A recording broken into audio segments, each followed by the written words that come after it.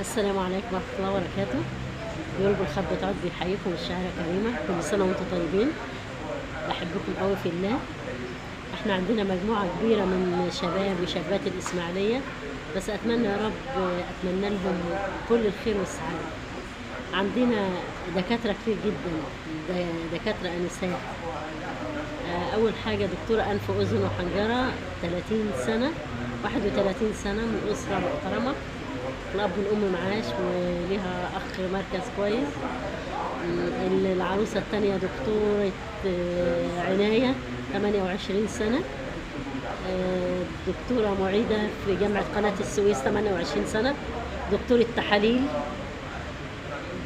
23 سنة. دكتورة تحاليل 24 سنة. عندنا دكتورة أسنان 29 سنة من الضواحي. عندنا مهندسة 30 سنة، مهندسة في مركز مرموق كويس جدا. عندنا مهندسة 29 سنة برضو من الضواحي الإسماعيلية. عندنا أستاذة شغالة في عمان، مدرسة عندها 34 سنة. لو حد في عمان يا جماعة تواصل بيها.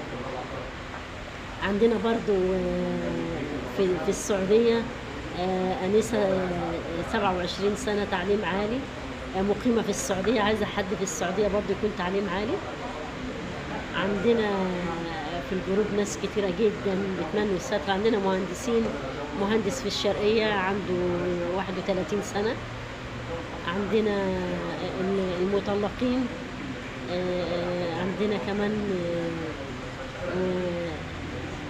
شاب عنده 25 سنة، تعليم عالي، جاهز من كله، وبيدور على بنت حلال كويسة جدا. وأتمنى لكم يا رب دايما الخير. جروب الخط بتعود الشعارة كريمة، يا رب دايما كلكم بخير وسعادة وعافية، وأتمنى لكم يا رب كل الخير.